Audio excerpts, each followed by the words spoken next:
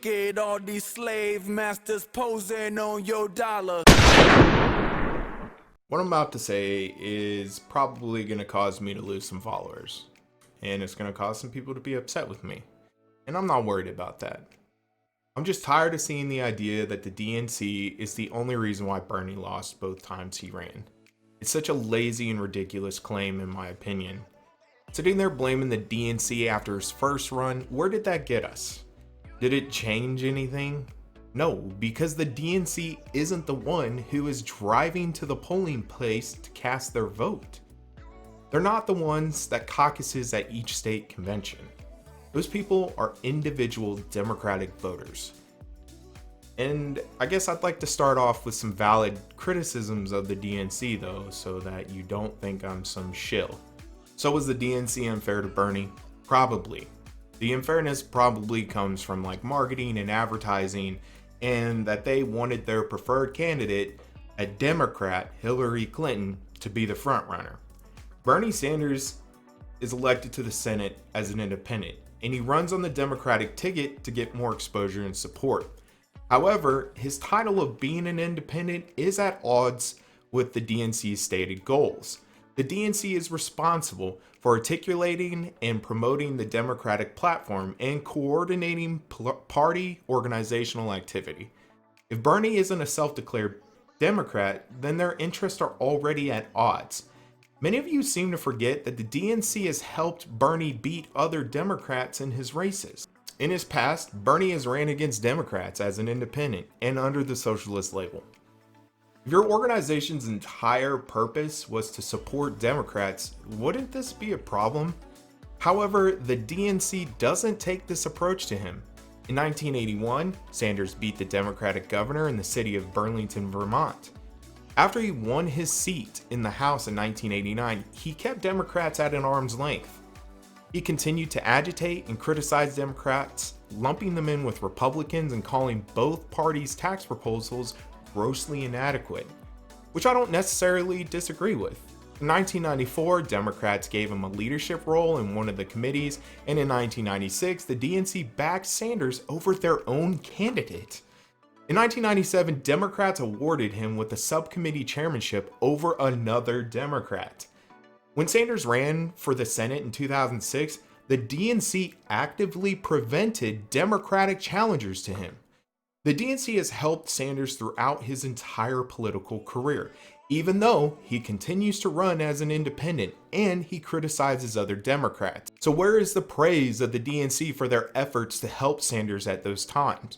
Was the DNC this big bad boogeyman then? No, because they were helping Bernie.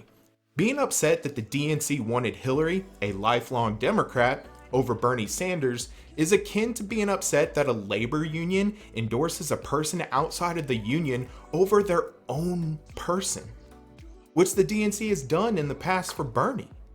Or how many leftists will point out that Trump took over the GOP and doesn't represent any of their platform? Well, the GOP couldn't stop populism from taking over its party, but the DNC did. I'm not saying that it's right or wrong, I'm just pointing it out. I'm a huge Bernie supporter. I can almost guarantee that many of these people who think that the DNC somehow was the reason why Bernie lost all the times, they don't participate at all in their state or county's local Democratic organization. How many of them even know the structure of the DNC or how their state party operates? How many of them have ran to be president or any elected position within these smaller Democratic entities? I can almost guarantee you none of them. They don't help craft these ideas at the local grassroots level. They think that 16-year-old followers on Twitter and subs on YouTube equates to this massive support of their ideology. But it turns out that when you actually sit down and conversate with local Democratic voters, their beliefs and ideas vary widely. I'm a part of the Democratic group that caucuses with the Texas Democratic Party called the Austin Democratic Veterans, ATX Dem Vets. When I talk to many of the members about Bernie, they hate him. They blamed him for Hillary's loss in 2016. They strongly dislike his policies. When I talk to local Democratic voters outside of my group, they also shared some of the same concerns. And I know you're going to sit here and say, well, they're neoliberals or blah, blah, blah. They're not true leftists. But the reality is, they're on the left. They just don't share the same ideas that we do.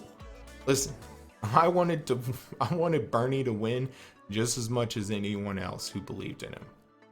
But if we continuously blame the system and refuse to participate in it, then we will never find our own footing under the DNC.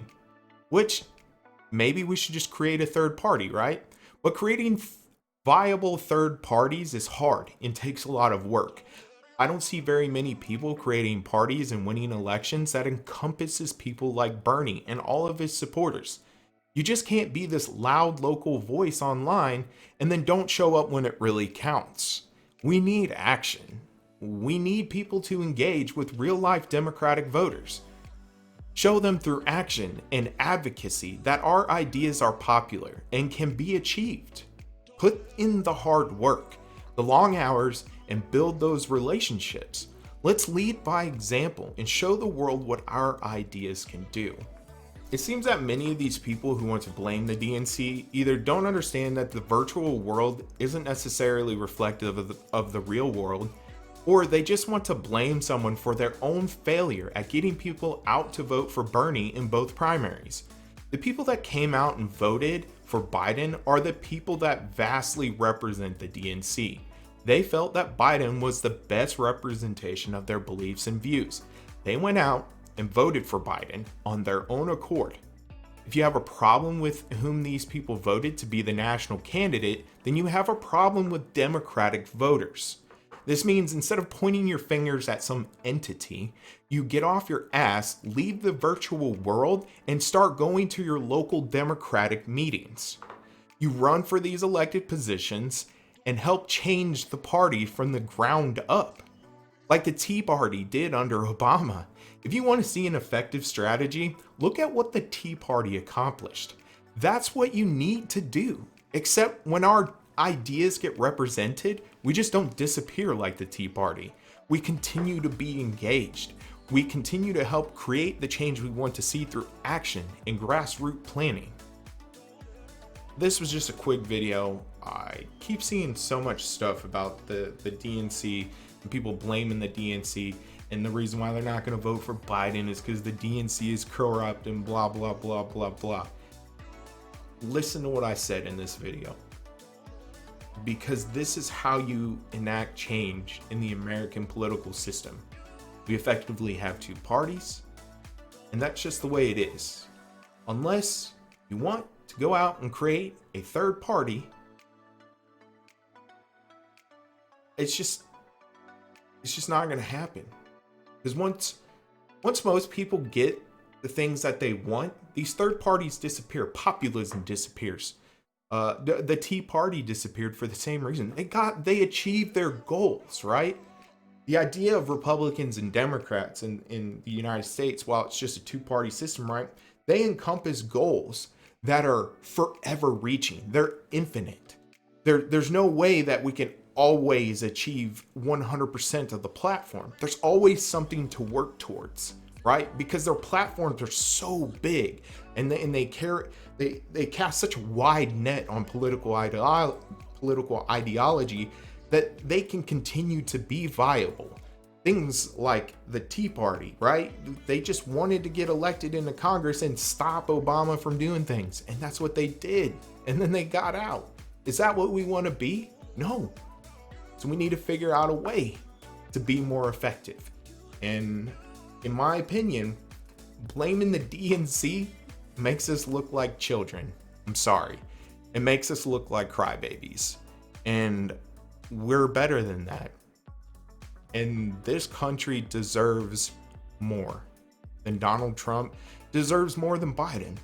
But Biden is who we have right now, and it's going to incrementally get us to places where we would like to be, right?